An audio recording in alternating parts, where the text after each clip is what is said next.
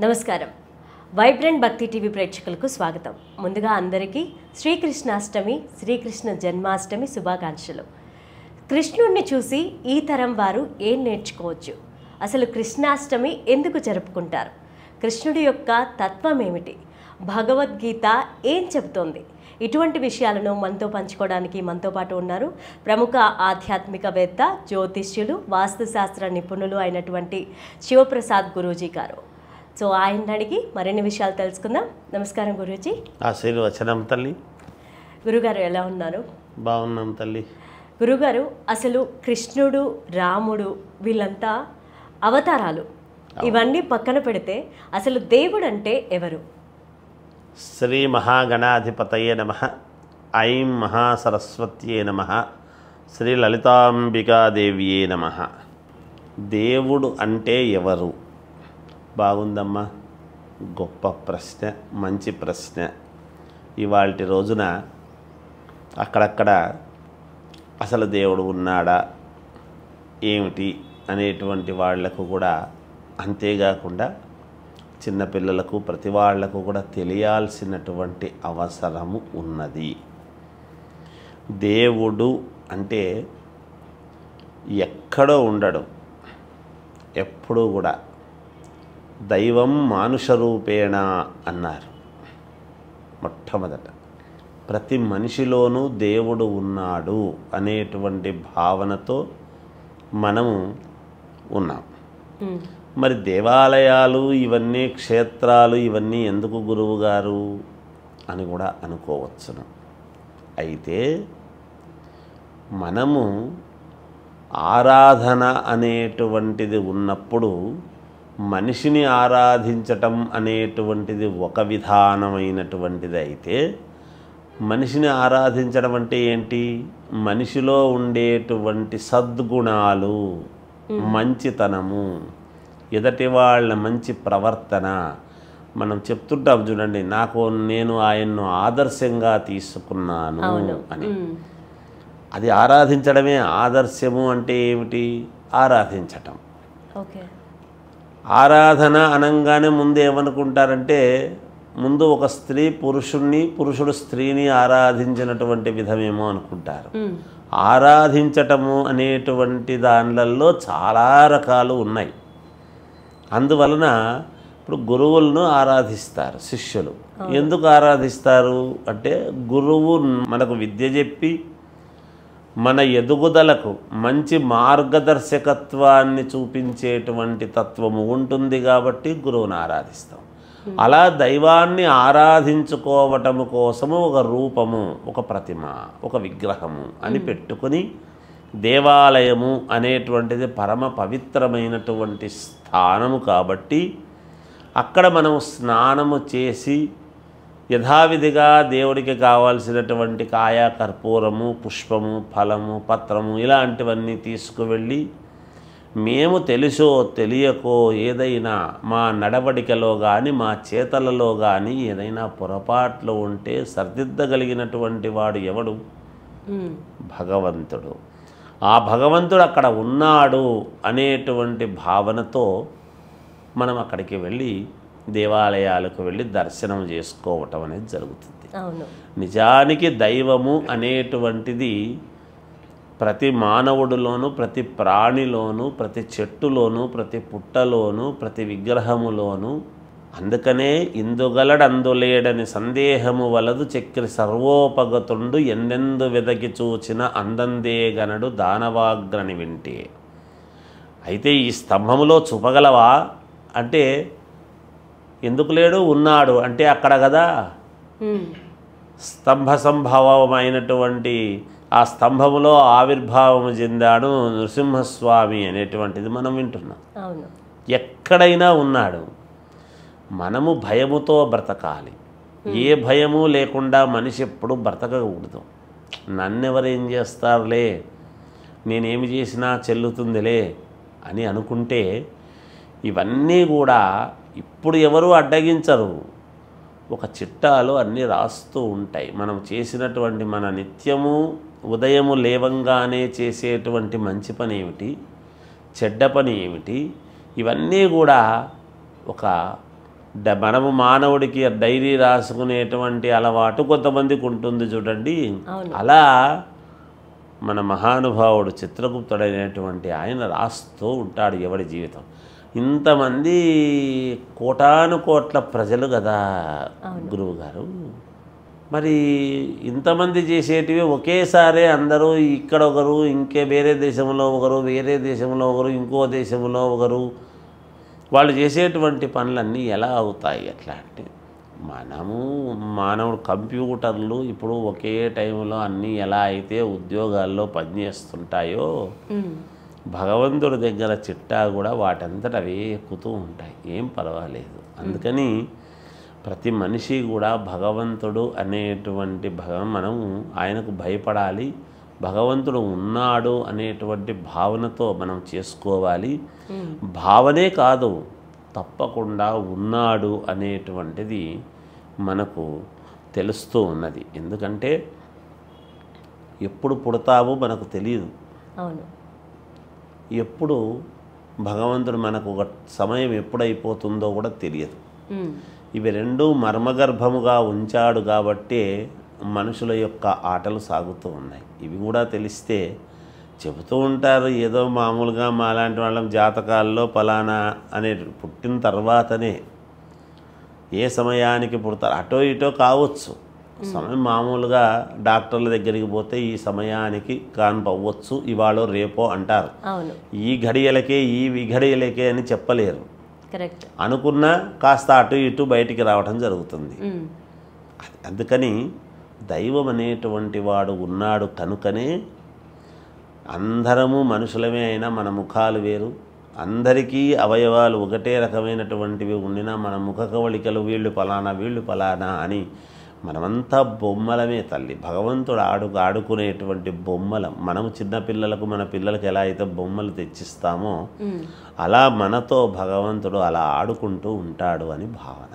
Okay గురువుగారు, నార్మల్గా కృష్ణుడు అందరికీ చాలామందికి ఇన్స్పిరేషన్గా ఉంటాడు. ఎందుకని కృష్ణుడి భక్తులు మాత్రమే అంత లీనమైపోతూ ఉంటారు? మనం చూసుకుంటే ఇస్కాన్ టెంపుల్స్ వాటిలో చూసుకుంటే భగవంతుడే అన్నీ అన్నట్టుగా ఫీల్ అవుతూ ఉంటారు. భగవంతుడికి వాళ్ళని సమర్పించుకుంటూ అంకితం చేసుకుంటూ ఉంటారు. ఎందుకని అంత భక్తి వస్తుంది? కృష్ణతత్వము అంటే ఏమిటంటే అమ్మా, మామూలుగా ఇప్పుడు మీరు అన్నట్టుగా ఇస్కాన్ టెంపుల్ అనే కాదు, కృష్ణుడి యొక్క దేవాలయాలు ఇవన్నీ చూసుకున్నప్పుడు అసలు కృష్ణ భగవానుడు అనేటువంటిది అవతారము 8వ అవతారం. అవును. పైగా అష్టమ గర్భము నాడు పుట్టడం, పైగా 8వ నెల చూడండి, ఆగస్టు మనము శ్రావణ మాసము. అవును. శ్రావణ మాసంలో సహజంగా సరే ఎప్పుడు అంటే శ్రావణ బహుళ అష్టమి నాడు పుట్టడం అనేటువంటిది జరిగింది. ఓకే. అది రోహిణీ నక్షత్రము, నక్షత్రము కూడా ఉంది దానికి. అందుకు కృష్ణాష్టమి అనేటువంటి. ఎందుకు? కృష్ణుడు ఎవరైనా తల్లి లేకపోయినా మేనమామ ఉండాలి అని శాస్త్రం ఉన్నది. అవును. అంటే అంత ప్రేమగా తల్లి కంటే నా చెల్లెలి కొడుకు, నా అక్క కొడుకు అని ప్రేమగా చూస్తాడు అనేటువంటి భావన. దానికి విరుద్ధముగా మేనమామ అయినటువంటి కంసుణ్ణి చంపటానికి పుట్టినటువంటి వాడు కృష్ణుడు. అష్టమ గర్భములో పుట్టేటువంటి వాడి వలన నీకు చావు ఉంది అని తెలిసినప్పుడు ప్రతి వాళ్లను తీసేస్తూ వస్తూ ఉంటాడు కంసుడు. అవును. ఇక్కడ భిన్నం. కృష్ణతత్వము ఎందుకు అంటే ఏది ధర్మమో, ఏది మనము నడుచుకునేటువంటి మార్గమో, కష్టములో ఉన్నప్పుడు ఎలా మనము ఉండాలి, మన నియమ నిబంధనలు ఏమిటి, ఇవన్నీ కూడా కృష్ణతత్వములో ఉన్నది. సాక్షాత్తు శ్రీ మహావిష్ణువు కదా కృష్ణుడి యొక్క అవతారములో వచ్చాడు. దుష్ట శిక్షణ శిష్ట రక్షణ కోసము ఉద్భవించినటువంటి వాడే కృష్ణుడు. తన అన్న బలరాముడేమో కౌరవుల వైపు ఉంటాడు, దుర్యోధనుడు బలరాముడికి శిష్యుడు, తానేమో పాండవ పక్షపాతి. ఇక్కడే తెలుస్తుంది. అంటే దాయాదులు అనేటువంటి వాళ్ళు ఎలా పోట్లాడుకుంటే ధర్మము ఎలా జయించాలి. మనము కథలు చెప్పుకోవటానికి అధర్మముగా కృష్ణుడు ఇది చేసినాడు అది చేసినాడు మాయావి ఇలా చేసి ఉండకూడదు అలా చేసి ఉండ మనం మిడిమిడి జ్ఞానంతో ఆలోచన చేస్తాం. కానీ కాదు, కృష్ణ భగవానుడికి తెలుసు ఏది ధర్మము, ఏది జయించాలి, ఏది జయిస్తే మేలు జరుగుతుంది, లోక కళ్యాణార్థం అంటే ఏమిటి అనేటువంటిది కృష్ణుడికి తెలుసు. అందువలన కృష్ణుణ్ణి ప్రతి వాళ్ళు కూడా ఆరాధించేటువంటి దానికి గల కారణం ఏమిటి అంటే కృష్ణుణ్ణి బంధువులు అందరూ కూడా కృష్ణుణ్ణి దేవుడుగానే భావించినారు. కృష్ణ పరమాత్మ అని కదా పేరు. అవును, కృష్ణ పరమాత్మ అని పేరు వచ్చింది ఆయనకు, ఊరికే రాలేదు. అందుకని అంటే జీవితం ఏమి కాచి వడబోచి అసలు మానవత్వము బ్రహ్మతత్వము రెండూ చూపించినటువంటి మహనీయుడు కృష్ణుడు. ఎందుకంటే తాను దేవకీ వసుదేవులకు పుట్టడమే చెరసాలలో పుట్టడం, పుడుతూనే తల్లికి దూరం కావటం, మాతృదేవతకు దూరం కావటం. మరి అలా ఎవరుంటారు? చిన్నపిల్లవాడు దూరం అయితే పరిస్థితి ఏమిటి? యశోద దగ్గర పెరగటం, గోకులములో పెరగటం, ఇవన్నీ కూడా చిన్నపిల్లలతో అంటే చిన్నప్పుడు చేసేటువంటి అల్లరి ఏమిటి, పెద్దవుతూ వచ్చేటప్పటికి మహిమలు ఎలా చూపించాడు, బ్రహ్మాండాన్ని అంతా కూడా 14 లోకాలను తన నోట్లో చూపించడం అనేటువంటిది జరిగింది కదా. అంటే తానే సర్వము నేనే అనటానికి మనము కృష్ణుడిని ఆధారముగా తీసుకొని ఎటు మనము చేస్తే బాగుంటుంది, మేలు జరుగుతుంది అనేటువంటి దానికే కృష్ణతత్వాన్ని ఎక్కువగా ఏ కష్టములో ఉండినా కృష్ణ అని పిలవంగానే వచ్చి మనకు ఒక గజేంద్ర మోక్షము కావచ్చు, ఇంకోటి కావచ్చు, ఏదైనా సరే ఇలా కృష్ణుడి గురించి చెప్పదలుచుకుంటే చాలా ఉన్నాయి తల్లి, అనేక రకాలుగా చెప్పొచ్చు. అందుకని కృష్ణుడు ఏ కష్టములో ఉన్నప్పుడు ఖచ్చితంగా కృష్ణుడు కాపాడబడతాడు. గోపాలకుడు అని కృష్ణుడు. ఈరోజు గోవే ఆధారము కదా. అవును, ప్రపంచానికంతా కూడా గోవు గోమాత అనేటువంటిది, అటువంటి గోపాలకుడు కృష్ణుడు. అంటే ప్రపంచానికి ఆధారభూతమైనటువంటిది కృష్ణుడే. అటువంటిది అందుకే కదా భగవద్గీత అనేటువంటిది మనకు యావత్తు ప్రపంచానికంతా కూడా గీత మన రాత మార్చుకోవటానికి ఆ గీత మనము చదవాలి, దాన్ని పాటించాలి అని దాని అర్థం. గురువుగారు, మనకేమన్నా సమస్యలు వచ్చినా లేకపోతే మనకున్న ప్రశ్నలకి ఆన్సర్ ఏదన్నా దొరకకపోయినా భగవద్గీతలో ఒక పేజీ సెలెక్ట్ చేసుకొని అది కనుక చదివితే మన ప్రాబ్లం సాల్వ్ అయ్యే మార్గం దొరుకుతుంది అంటారు. ఎంతవరకు కరెక్ట్? ఖచ్చితంగా ఉందమ్మా. భగవద్గీత అనేటువంటిది మనకు సమస్య వస్తే భగవద్గీతలో చూసుకోవటం అనేటువంటిది కాదు. రోజు ఉదయాన్నే భగవద్గీత వినటం ద్వారా మనము సక్రమమైన మార్గములోకి నడవబడతాము. రోజు రాత్రి పడుకునేటప్పుడు భగవద్గీత వినడము ద్వారా మన మనస్సు ప్రశాంతత ఉండి దైవం ఇదిలో ఉండి ఉదయాన్నే మళ్ళీ మనం స్వచ్ఛంగా లేవగలుగుతాము అనేటువంటిది. ఖచ్చితముగా భగవద్గీత అనేటువంటిది అతి ప్రాధాన్యత కలిగినటువంటిది. కాకపోతే ఈ రోజుల్లో భగవద్గీత అనేటువంటిది ఎవరో ఇదైతే పెట్టడం అనేటువంటిది చూస్తున్నారు. కాదు, పూర్వము దాదాపు ఒక 30 సంవత్సరాల క్రితము ప్రతి దేవాలయాలలోనూ ఉదయాన్నే భగవద్గీత రికార్డు పెట్టేవాళ్ళు, భగవద్గీత వినేవాళ్ళు. ఇప్పుడు ఏమైంది? కాలానుగుణంగా ఎక్కడో పెడుతున్నారు. అక్కడ పెట్టడము తప్పని నేను అనడం లేదు. ఏదైనా మనిషి ఇదైన తర్వాత పెట్టడము మంచిదే, కానీ అక్కడ మాత్రమే పెట్టడము కాదు. ఎవరో పోతే ఇదైతే పెట్టడమే భగవద్గీత యొక్క ఇది కాదు. ప్రతిరోజు వింటే అది ఎప్పుడు అక్కడ ఎందుకు పెడతారు అంటే ఆ భగవద్గీత అనేటువంటిది అక్కడ పెట్టడము వలన వాళ్ళ ఆత్మ కైవల్యము చెందుతుంది అనేటువంటి దానికి పెడతారు. ఓకే. కానీ బ్రతికి ఉండంగా మనము మంచి మార్గంలో నడవటానికి భగవద్గీత అవసరం కదా. అవును. కాబట్టి ఇది భగవద్గీత అనేటువంటిది పాఠ్యాంశము ఎప్పుడో చిన్న పిల్లలు 1వ తరగతి నుండే నేర్చుకోవటానికి పెట్టాల్సినటువంటి ఇది గీతా సారాంశము. ఎప్పుడు గీతా పాఠం చెప్పాలి. అలాంటివన్నీ కూడా రావాలి, నేర్చుకోవాలి. భగవద్గీత గొప్పతనం ఎప్పటికీ అది ఈ సూర్యచంద్రులు ఉన్నంత వరకు భగవద్గీత అనేటువంటిది ఉంటుంది అని దాని యొక్క ఇది తల్లి. అందుకని భగవద్గీత చాలా గొప్పది. అందుకనే దాని మీద మనము ఇవాళ న్యాయస్థానాల్లో సైతం దాని మీద ప్రమాణం చేసి చెప్పిస్తున్నారు అంటే అది ఎంత ప్రాధాన్యత కలిగిందో అర్థం చేసుకోవాలి మనం. అది మన గ్రంథము. అది భగవద్గీత అనేటువంటిది ఒక పరమ పవిత్రమైనటువంటి గ్రంథము మనకు. ఓకే గురుగారు, మనము శ్రీకృష్ణుని చూసి ఇప్పుడున్న జనరేషన్ ఏం నేర్చుకోవచ్చు అంటారు? అంటే కృష్ణుడు కుచేలుడు పేదవాడైనా సరే ఫ్రెండ్షిప్ని ఎక్కడా కూడా వీడిపోలేదు. సో ఆయన్ని చూసి ఇంకా ఎలాంటివి ఇప్పుడున్న జనరేషన్ వాళ్ళు నేర్చుకోవచ్చు?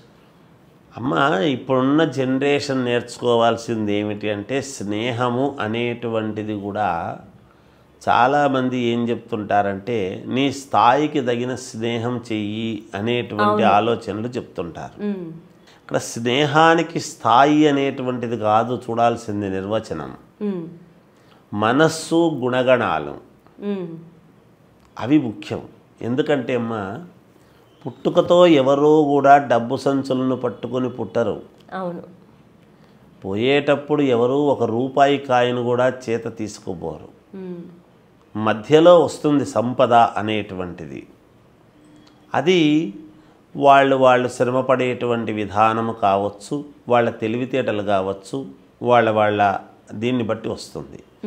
స్నేహం అనేది తల్లి ఎట్లుంటుందంటే అమ్మా, శ్రీకృష్ణుడు కుచేలుడు అని మీరు అన్నారు కాబట్టి ఇక్కడ స్థాయి అనేటువంటిది కాదు. అందుకనే కుచేలుణ్ణి శ్రీకృష్ణుడు తన ఆసనము మీద కూర్చోబెట్టి తాను కింద అట్లా పక్కన కూర్చొని ఎలా ఉన్నావు, బాగున్నావా అని కుశల ప్రశ్నలు వేయడం జరిగినది.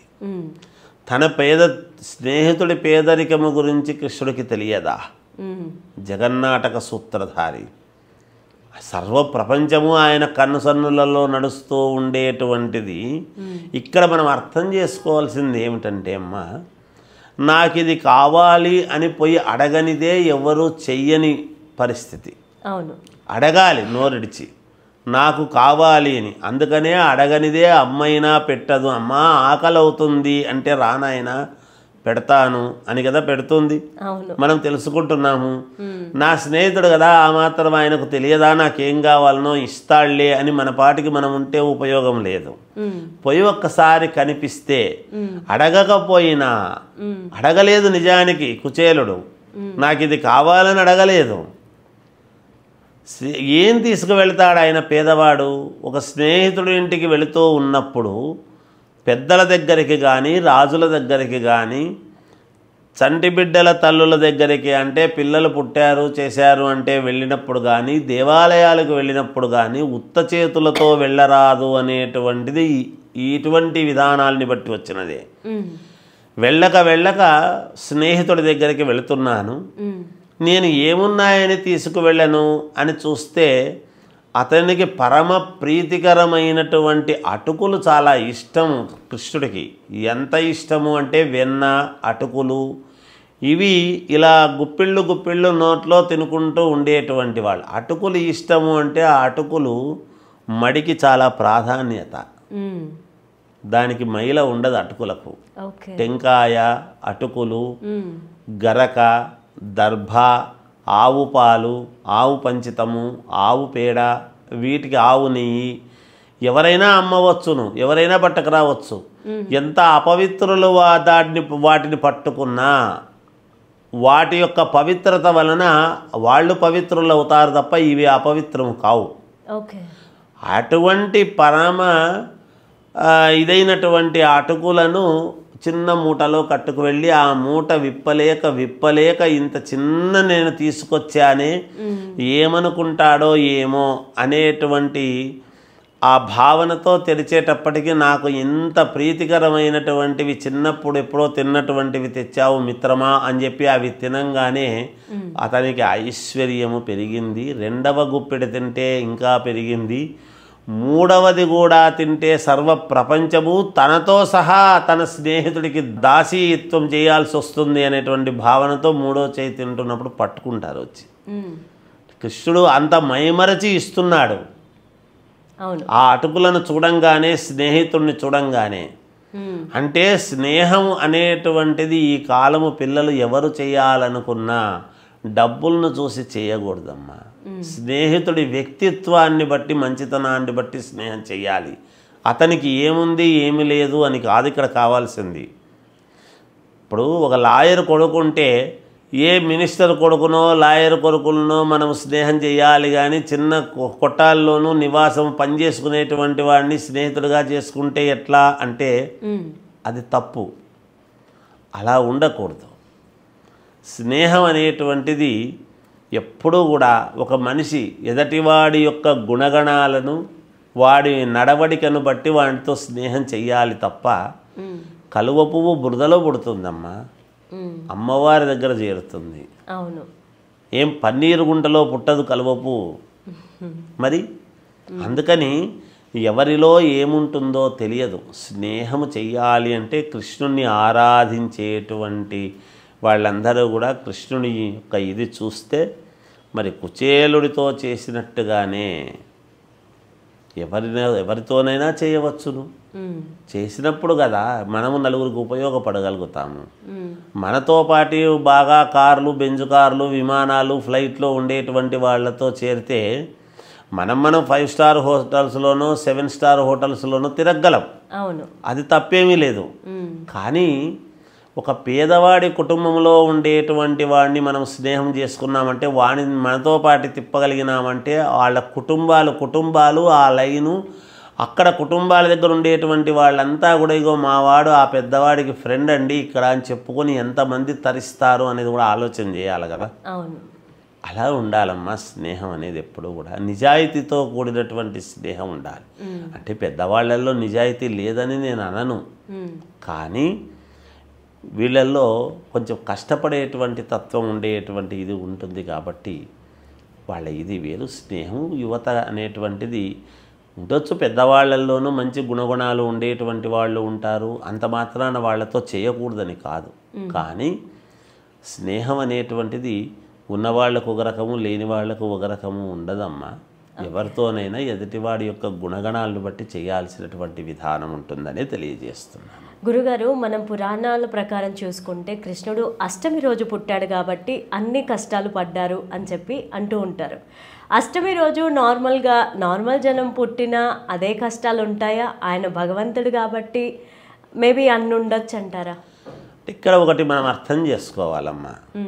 ఇప్పుడు కృష్ణాష్టమి అంటే శ్రావణ బహుళ అష్టమి, రోహిణీ నక్షత్రము నాడు కృష్ణుడు జన్మించాడు అని తిథి ఆ యొక్క ఇది చూసుకొని మనం చెప్తాం నాడు కృష్ణాష్టమి అని. రోహిణీ నక్షత్రము కూడా ఆనాడే వచ్చింది అంటే కృష్ణ జయంతి అనేటువంటిది మనం ప్రామాణికంగా ఈరోజే పుట్టాడు అనేటువంటిది మనం తీసుకుంటున్నాం. అలా మనుషులు ఎవరు అష్టమి నాడు పుట్టినా ఇదే కష్టాలు ఉంటాయి అని అనడానికి ఏమీ లేదు. కాకపోతే కృష్ణుడు పుట్టంగానే ఏమిటంటే మానవుల యొక్క నైజము ఎలా ఉంటుంది అనేటువంటిది ప్రపంచానికి చూపించడానికే కృష్ణుడి యొక్క అవతారము. ఎందుకు?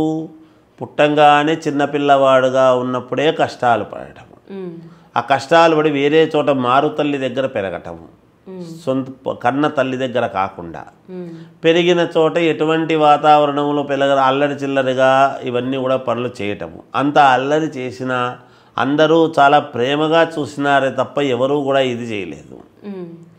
అందుకని ఇవన్నీ అమ్మా ఇప్పుడు మానవులు ఎలా ఉంటే ఎలాంటి మానవుల్ని దుష్ట సంహారణ అనేటువంటిది ఎలా చెయ్యాలి, వాళ్ళల్లో ఉండేటువంటి దుర్గుణాలను ఎలా పోగొట్టాలి, ఎలా సమయానికి ఒక మనిషి ఆదుకోవాలి, భగవత్స్వరూపుడైనటువంటి వాడు ఎలా ఆదుకోవాలి, ఎలా ఉంటాయి, ఎలా ఉండకుండా ఉంటే మేలు జరుగుతుంది, ఎలా ఉంటే ఒక కుటుంబం కలిసి ఉంటుంది అని ఇవన్నీ చెప్పటానికి తెలియజెప్పటానికి అవతారం ఎత్తినటువంటిదే శ్రీకృష్ణ భగవానుడి యొక్క ఇది.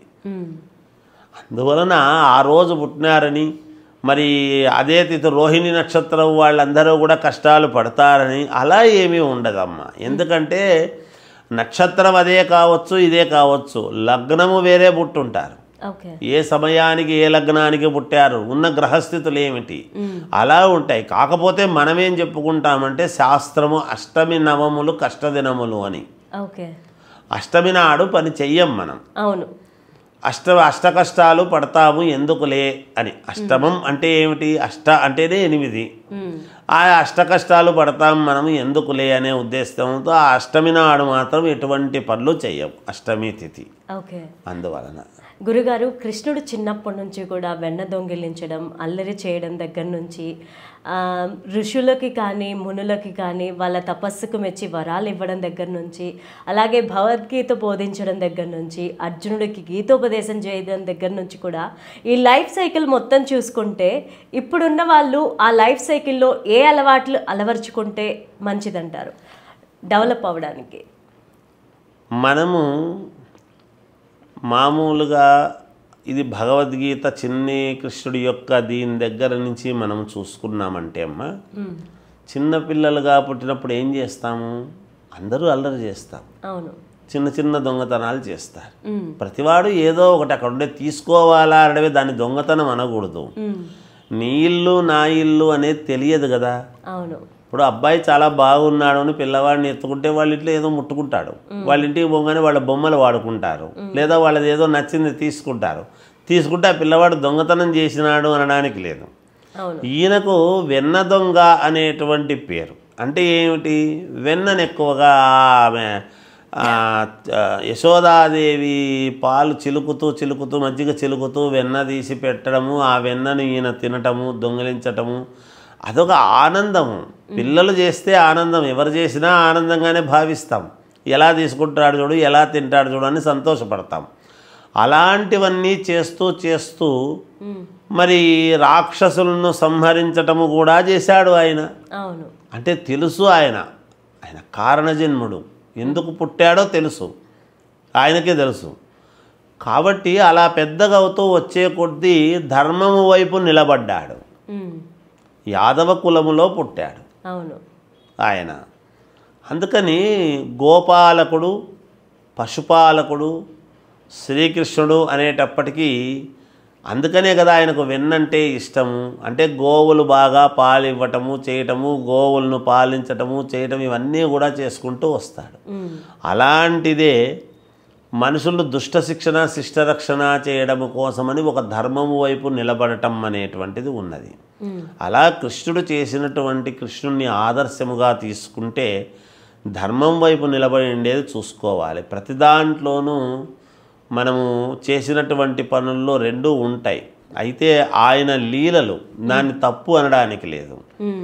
నాకు అష్టభార్యలు ఉన్నారు, 8116 మంది వీళ్ళున్నారు అని భార్యలు, ఇవని అవని గోపికలని, అలా అని ఆడవాళ్ల చీరలు ఆయన ఏదో ఎత్తుకెళ్ళారని మనం ఎత్తుకెళ్తామని అవి కాదు తీసుకోవాల్సింది.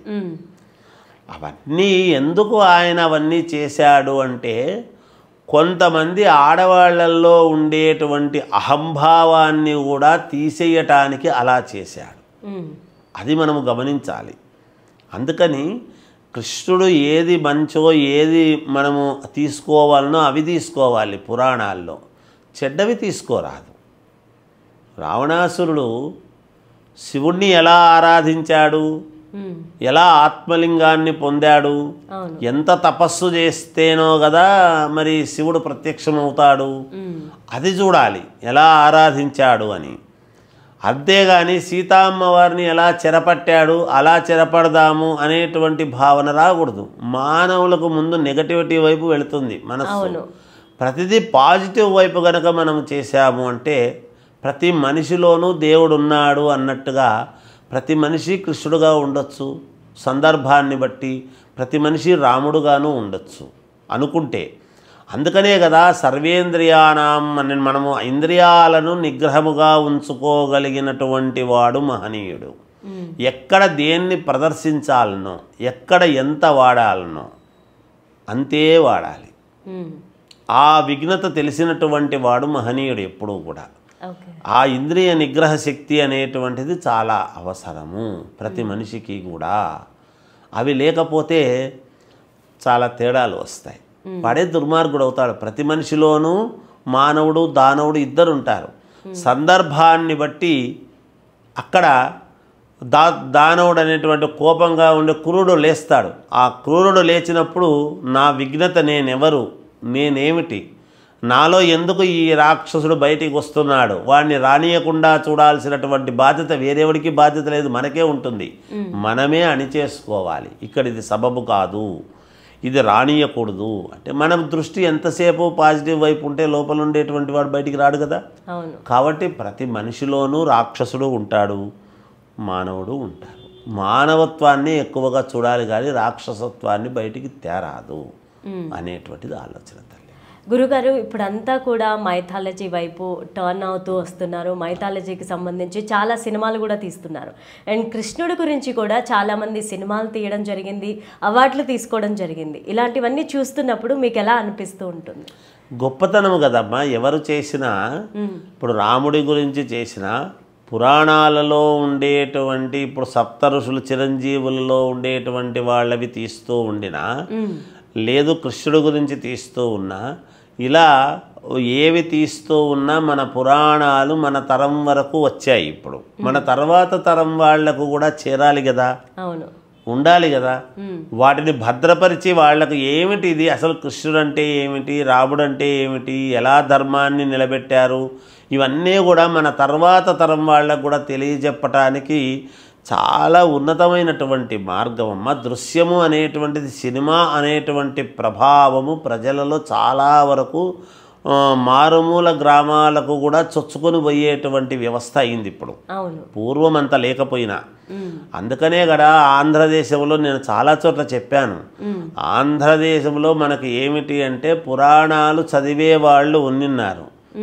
మామూలుగా చదివి వివరణ చెబుతూ ఉండేటువంటిది హరికథలు. చూడండి, ఈ మధ్యకాలంలో హరికథలు లేవు. పూర్వము హరికథలు ఇవన్నీ కూడా బుర్రకథలు విషయాల్లో వాళ్ళందరూ కూడా తెలియజెప్పేటువంటి మహనీయులు ఉన్నారు. ఆ మహనీయుల యొక్క సంతతి పాపం ఇవాళ ఎక్కడున్నారో ఏమో తెలియదు. ఒకటి ఏదైనా వంశపారపర్యముగా రావాల్సినటువంటిది ఈ సినిమాలు ఇవన్నీ వచ్చినటువంటి ప్రభావము చేత వాళ్ళవి వినడము తగ్గిపోయింది పాపం. మొదట అవి చాలా ప్రధాన భూమిక పోషించాయి ఆనాడు. ఈ బుర్రకథలు హరికథలు ఇట్లాంటివన్నీ కూడా.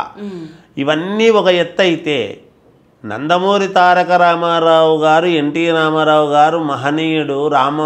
రాముడంటే ఇలా ఉంటాడు, కృష్ణుడంటే ఇలా ఉంటాడు, ఇలా రావణాసురుడు అంటే ఇలా ఉంటాడు, దుర్యోధనుడు ఇలా ఉంటాడు అని ఇవన్నీ కొన్ని ముఖ్యమైనటువంటి పాత్రలు వేసి చూపించినటువంటి దాని వలన పురాణాల మీద ఎక్కువగా ప్రతి వాళ్ళ దృష్టి మళ్ళింది. మళ్ళీ ఇంకా విస్తృతము చేయడానికి జరిగింది.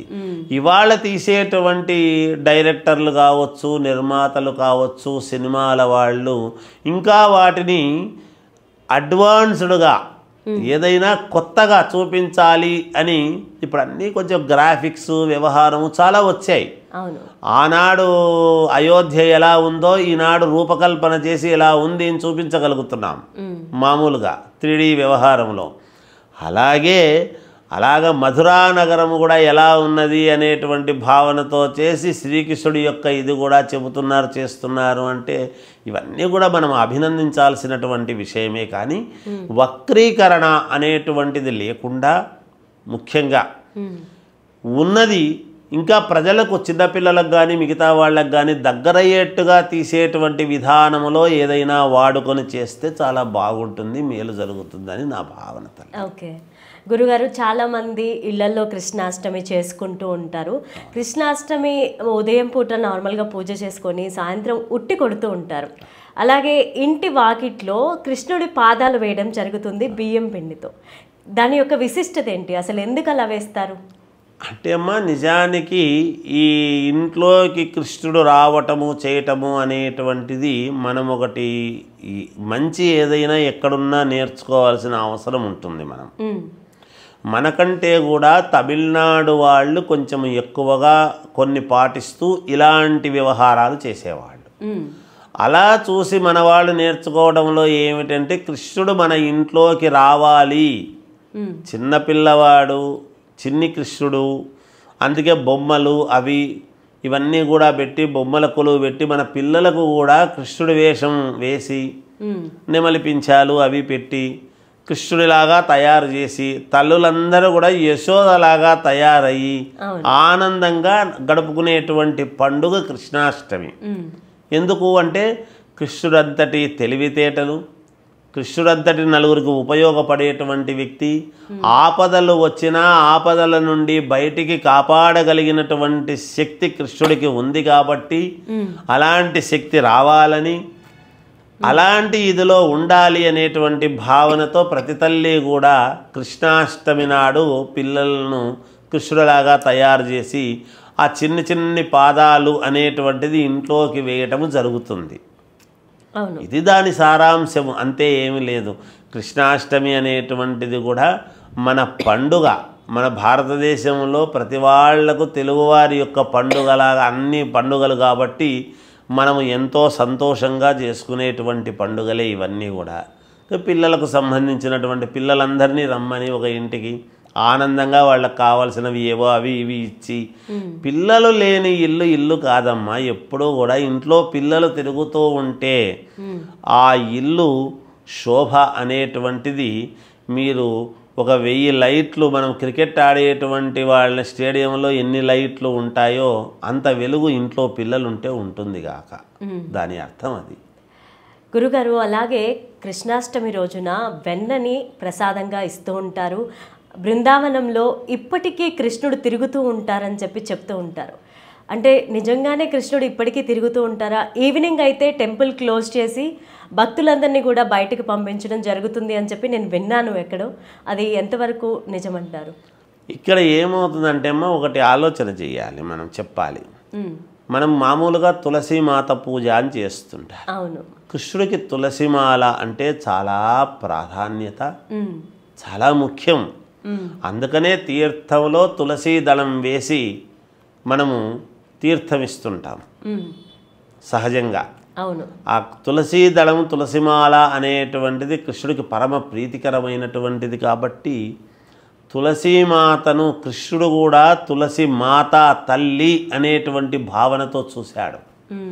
తల్లి అనేటువంటి భావనతో చూశాడు కాబట్టే తులాభారములో కృష్ణుడు తులసీ దళము అక్కడ పెడితే తల్లి అనేటువంటి భావనతో పైకి లేచాడు. కానీ ఆమె భక్తి ఒక రకంగా కావచ్చు, రుక్మిణీదేవి యొక్క భక్తి. కానీ రుక్మిణీదేవి యొక్క భక్తికి మాత్రమే అని కాదు, అక్కడ ఉన్నది తన తల్లి అనేటువంటి భావనతో ఆయన ఒక్కసారిగా పైకి లేవడం జరిగింది.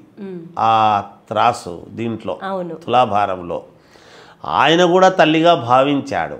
కన్న తల్లి మీద ఎవరికి ప్రేమ ఉండదమ్మా? ఉంటుంది కదా. అందువలన బృందావనము చుట్టూ అక్కడ తర్వాత ఈ తులసి బృందావనం దాని దగ్గర ఎక్కువగా తల్లి చుట్టూ పిల్లలు తిరగడం సహజం కదా. అలా తిరగటం అనేటువంటిది ఉంటుంది, తిరుగుతాడు అనేటువంటి భావన కృష్ణాష్టమి. అందుకే తులసి మాతల చిన్న బృందావనాన్ని కూడా పక్కన పెట్టి అలా వచ్చి తిరుగుతాడు కృష్ణుడు, అక్కడ వస్తాడు అని చాలా మనము భక్తితో చేసుకుంటామమ్మా.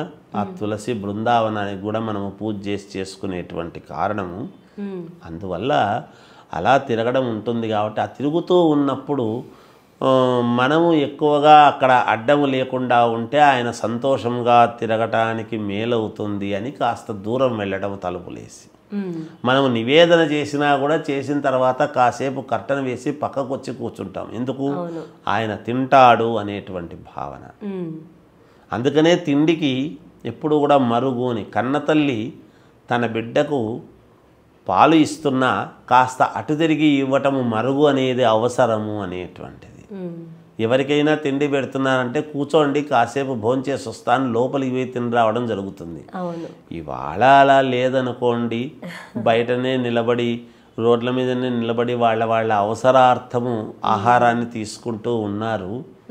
అందుకనే ఆరోగ్యాలు కొంచెం అటు ఇటు అన్నీ చూసుకోవాలి కదా తల్లి. అంతకంటే దాని గురించి మనం చెప్పడానికి ఏం ఉండదు.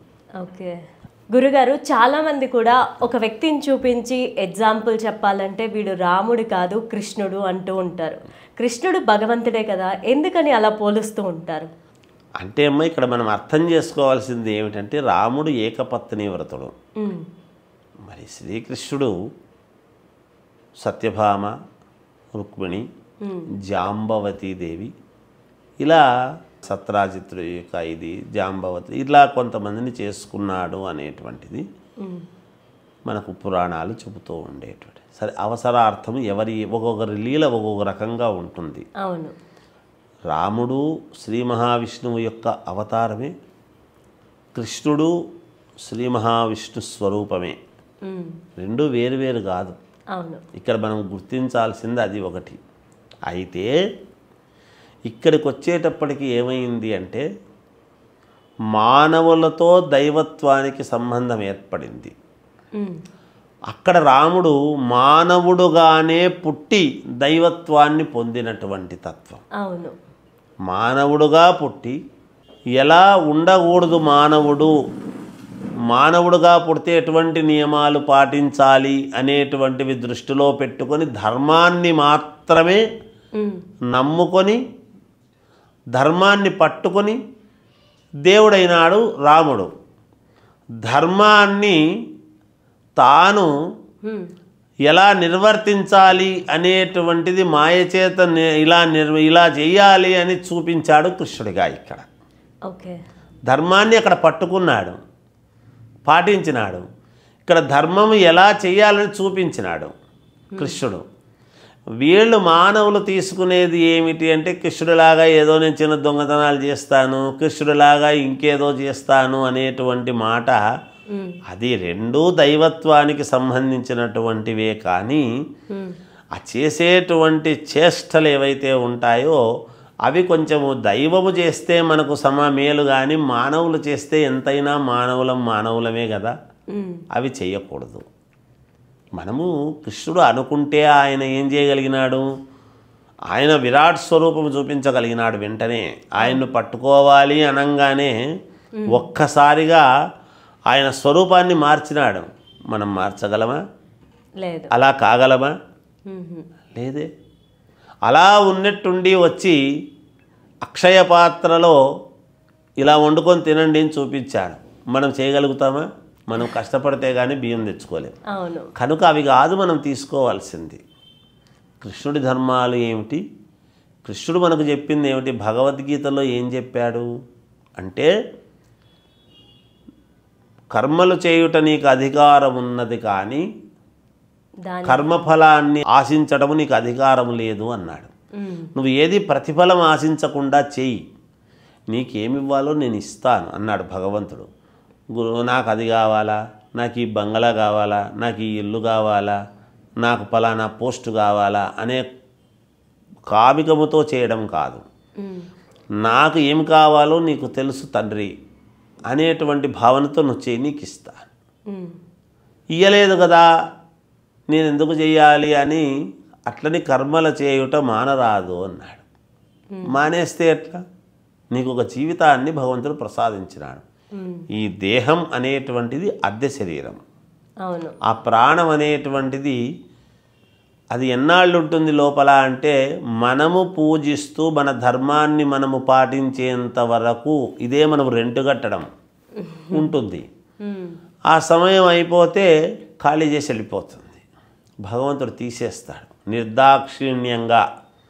ఎవరైనా డబ్బులు ఇవ్వాల్సిన వాళ్ళు ఉంటే తట్టా బేడ అన్నీ మొత్తం బయటికి సర్దేయండిరా పడేయండిరా అని చెప్పేసి ఖాళీ చేస్తే ఏమయ్యా నీకు మానవత్వం లేదా, ఒక 4 రోజులు ఆగితే ఇస్తామంటున్నారు కదా వాళ్ళు అని అంటాం మనం మానవతా దృక్పథంతో పోయి.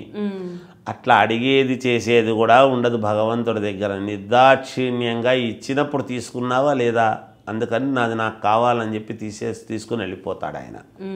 అంటే అంతవరకే. అప్పుడు ఏమవుతుంది, ఈ శరీరం ఇక్కడే ఉంటుంది వచ్చిండేది, కానీ పోతున్నది ఏమిటి, భగవంతుడు ఇచ్చినటువంటి ప్రాణం. ఈ ప్రాణం అనేది చీమ దగ్గర నుంచి ఏనుగు వరకు ఒకటే, ఆకారాలు వేరు. ఆయన తీసపోయి ఇదేమన్నా ఆయన అట్ట పెట్టుకుంటాడా, లేదు, ఇంకెక్కడో అవసరం అయి ఉంటుంది, తీసి అక్కడ వేస్తాడు దాంట్లోకి. వేరుగా పుడుతున్నాం. గతంలో మనం ఏం పుట్టామో తెలీదు, ఏమై పుట్టామో తెలీదు. ఆ మాత్రం మరుపు లేకపోతే పోయిన జన్మలో నేను ఇది పలానా, అంతకుముందు ఇట్లా, రేపు ఇది ఇట్లా, ఎల్లుండి ఇట్లా అని మనం ఇంకా మాయలు చేయగలిగిన వాళ్ళం. కృష్ణుడి కంటే మహామాయలు చేయగలిగిన మానవులం మనం. చూస్తున్నాము సమాజంలో ఎవరెవరు ఎన్నెన్ని మాయలు చేస్తున్నారు, ఎన్నెన్ని చెప్పేది ఒకటి చేసేది ఒకటి. చెప్పేటివన్నీ మహాబ్రహ్మాండంగా చెప్తాం నీతులు, చేసే పనులన్నీ వేరుగా ఉంటాయి. అస్సలు అది నాకు అబద్ధం అంటే తెలియదు అంటుంటాడు.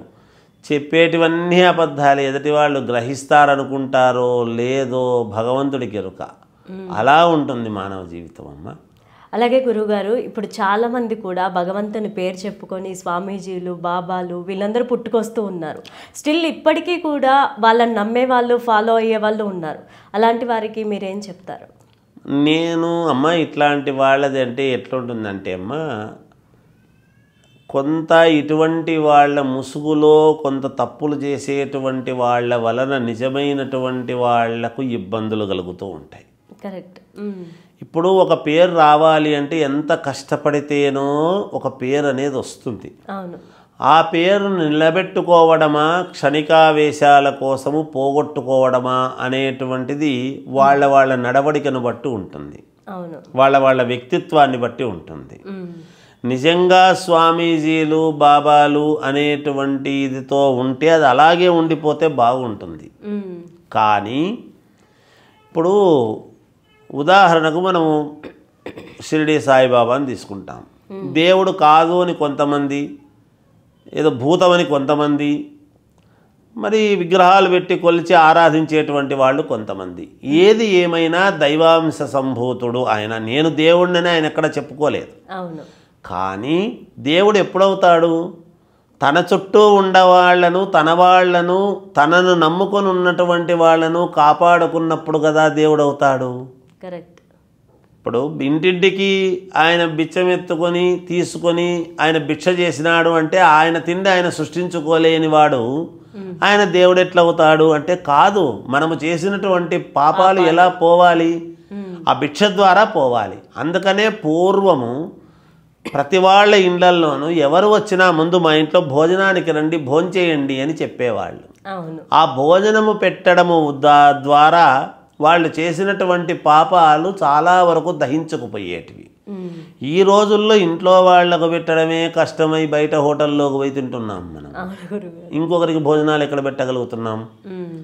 ఆ వ్యవస్థ రావాలి మళ్ళీ. అందుకనే పూర్వము ఈరోజు డొక్కా సీతమ్మ గారి పేరు పెట్టాలి, ఇంకోటి చేయాలి అని అంటున్నారు. అంటే వచ్చిన వాళ్లకు లేదనకుండా భోజనాలు విస్తృతిగా పెట్టగలిగినటువంటి ఇది ఉండాలి.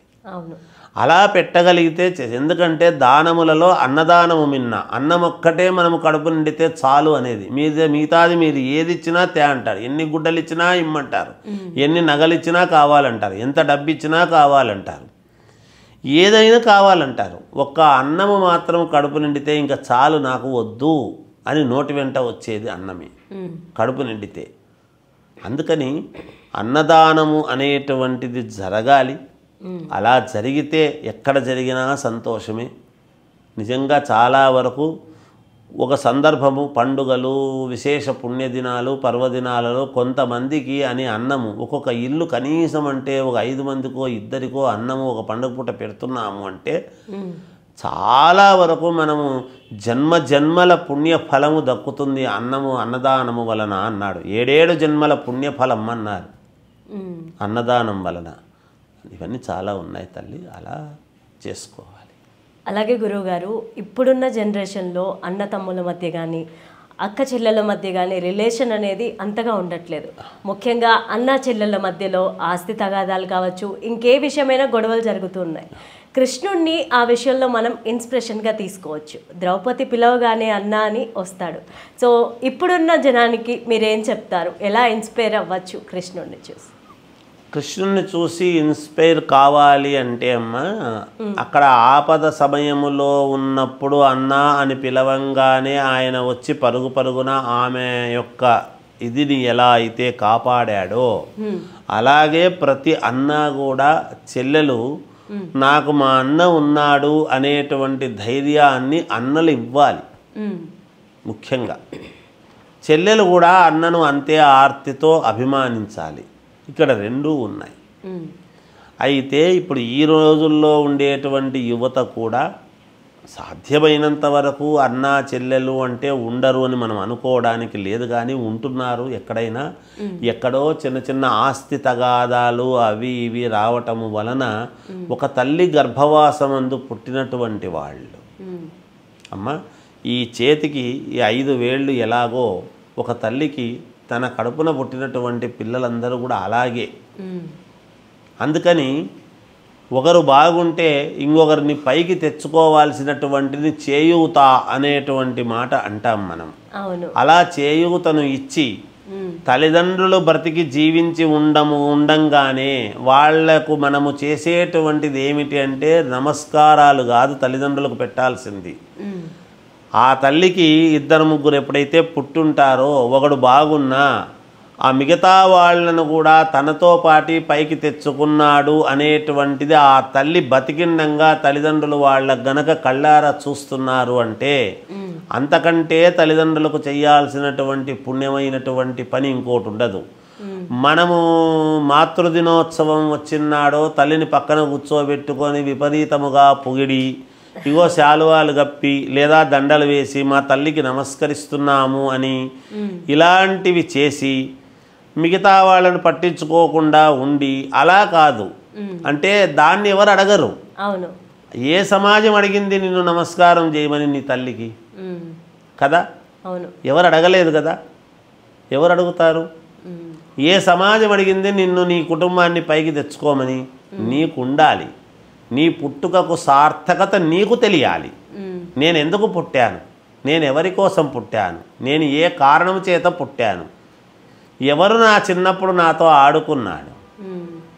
కృష్ణుడు కుచేలుణ్ణి దగ్గరికి తీసినాడు, స్నేహితుణ్ణి తీశాడు. మరి బలరాముడు సొంత తల్లికి పుట్టినటువంటి వాడా? కాదుగా. మరి బలరాముడి యొక్క మాటను తీసేయకుండా అన్న మాటకు ఎలా విలువిచ్చాడు తమ్ముడు? కరెక్ట్. అన్న వ్యక్తిత్వాన్ని ఎలా కాపాడాడు? తనకు శత్రువులు తన పాండవుల పక్షపాతి అనిపించుకున్నా కూడా మరి బలరాముడి యొక్క ప్రియ శిష్యుడు కదా దుర్యోధనుడు. అయినా అన్నని ఎంత గౌరవించాడు, తన వైపు ఎలా మలుచుకున్నాడు, తిప్పుకున్నాడు. అలాంటిది ఎవరో చూస్తారనో ఎవరో చేస్తారనో అనేటువంటి భావనతో ఏది చేయకూడదు. నేను సమాజంలో ప్రముఖ వ్యక్తిని కదా, నేను నా తల్లికి చేస్తే అందరూ నన్ను అనుసరిస్తారు అని ఎలా అయితే నువ్వు అనుకుంటావో మరి తెలియకుండా చేసేటువంటి పనులను కూడా సమాజము ఎలా ఇదవుతుంది దాని మీద కూడా ఉంటుంది కదా. అందుకని అన్నా చెల్లెలైనా ఎవరైనా రక్త సంబంధము అనేటువంటిది పోగొట్టుకోవడం ఎప్పుడూ కూడా మంచిది కాదమ్మా. రక్త సంబంధం అనేటువంటిది చాలా అవసరము, అదే అతి ముఖ్యమైనటువంటిది. అలాగని వచ్చిన భార్యను తీసేయాలని కాదు, అలా ఎవరు చెప్పరు. కృష్ణుడు ఎక్కడా రుక్మిణీదేవిని కానీ సత్యభామను కానీ మిగతా వాళ్ళని కానీ మరి రాధాకృష్ణులు అనేటువంటి పేరు కూడా వచ్చింది కదా, ఎవరిని కాదనలేదు కదా. మరి అంటే విలువ ఎవరికి ఎక్కడ ఏది ఇవ్వాలి, ఎప్పుడు మనం ఏది పాటించాలి, ఎక్కడ ఎవరిని గౌరవంగా చూడాలి, తమ్ముడికి ఇచ్చే విలువ తమ్ముడికి. అందుకనే రాముడి కృష్ణుడు ఎవరిని చేసినా వాళ్ళు ఏం చేసినారు అంటే కుటుంబాలను వ్యవస్థను ఎలా పైకి తెచ్చుకోవాలి. నా తమ్ముడు ఏమిటి, ఎంతసేపు రామాయణం రామాయణం అని రాముడిది మాత్రమే చెప్తాం. మరి రామ లక్ష్మణ భరత శత్రుఘ్నులు ఎవరి గొప్పతనం వాళ్ళది కదా. అవును. భరతుడు చేసిన గొప్పతనం గురించి చెప్తున్నాం కదా, శత్రుఘ్నుడు చేసినటువంటి విలువ గురించి చెప్పుకుంటున్నాం కదా. అవును గురు. మరి ఎవరికి విలువ వాళ్ళకు ఉంది కదా. వాళ్ళందరిది పైకి రాకుండా సీతది మాత్రమే, నా సీత ఒకతే గొప్పది అని ఎక్కడ చెప్పలేదు రాముడు. అందుకనే భార్య గొప్పతనాన్ని ఎవరూ కాదనరు. అలాగని రక్త సంబంధాన్ని పోగొట్టుకోవడము తప్పు కాదు. మనకు రక్త సంబంధము, మన ఇంటికి వచ్చినటువంటి భార్య కూడా ఇంకొకరి రక్త సంబంధము కదా. మనము వీళ్ళను బాగా చూసుకుంటే ఆమెను వాళ్ళ పుట్టింటి వాళ్ళు బాగా చూసుకుంటారు కదా. అంతే కదా తల్లి, ఇవన్నీ చైన్ లింక్ కదమ్మా. ఇక్కడ మనం చూసి మన ఇంటి ఆడపిల్ల ఇంకోరింటికి వెళుతుంది అన్నప్పుడు ఆమె అక్కడ ప్రవర్తించాల్సినటువంటి తీరు ఎలా, అది కూడా చూడాలి కదా. అందుకని కొడుకేమో తల్లి మాట వినాలి, కూతురు చెప్పినట్టు అల్లుడు వినాలి, కోడలు చెప్పినట్టు కొడుకు వినకూడదు. ఈ భావాలు ఉండరాదు సమాజంలో. ఎవరికి వాళ్ళు అందరూ బాగుండాలి అని కోరుకోవాలి. అన్నా చెల్లెల యొక్క సంబంధము అంటే కృష్ణుడు పిలవంగానే వచ్చి అలా ఇచ్చాడు అంటే ప్రతి స్త్రీకి కూడా మా అన్న ఉన్నాడు అనేటువంటి కొండంత బలం ఉండాలి. రాఖీ కట్టుకుంటే రాఖీ పండగ నాడు మాత్రమే రాఖీ కట్టి నాకు అన్న ఉన్నాడు అని కాదు. రాఖీ కట్టించుకుంటే ఒకటి, కట్టించుకోకుంటే ఒకటి కాదు. సర్వకాల సర్వావస్థల యందు అన్ని వేళలా నేనున్నాను. వెనకాల ఎప్పుడైతే పుట్టిందో పుట్టినప్పుడే ఉన్నాడు అని లెక్క. మళ్ళీ ప్రతి సంవత్సరము గుర్తు చేసుకోవాల్సినటువంటి అవసరము రాదు. కాకపోతే ఈనాడు గుర్తు చేయాల్సిన పరిస్థితులు వచ్చినాయి కాబట్టి రాఖీలో ఒకటి కట్టాల్సిన పరిస్థితి వస్తుంది. నిజంగా అవసరం ఉండేవాడికి రాఖీ కట్టాలనా? చూడగలిగిన వాడికి రాఖీ కడితే చూస్తాడా? చూడని వాడు లేదు. ఎన్ని రాఖీలు కడితే చేతి నిండా కడితే చూస్తాడమ్మా. ఏ అన్న చూస్తాడు చూడాలని? ఎన్ని రాఖీలు కట్టినా చూడని వాడు. చూడగలిగినటువంటి వాడికి రాఖీ కట్టడం అవసరమా తల్లి? లేదు. మనము భగవంతుణ్ణి నిజంగా ఆరాధిస్తున్నాము అనేటువంటి వాడికి ఏ గుడి అవసరము లేదు, ఎదురుగా ఏ ప్రతిమ అవసరము లేదు. మనలోనే భగవంతుణ్ణి నిలుపుకోగలం. మనం ఎక్కడికి పోనక్కర్లేదు. ఆ నిలుపుకోలేకనే కదా అలా వెళదాం తట్టుకో, మనకు కాస్త ఏదో ప్రశాంతత ఉంటుంది అని గుడికి వెళ్తున్నాం. మరి అందువల్ల తల్లి గురువుగారు కృష్ణతత్వం గురించి కృష్ణాష్టమి రోజు ఇంత చక్కగా మా వైబ్రెంట్ భక్తి ప్రేక్షకులందరికీ అందించినందుకు మీకు ధన్యవాదాలు. ఆశీర్వచనం తల్లి. జయోస్తు.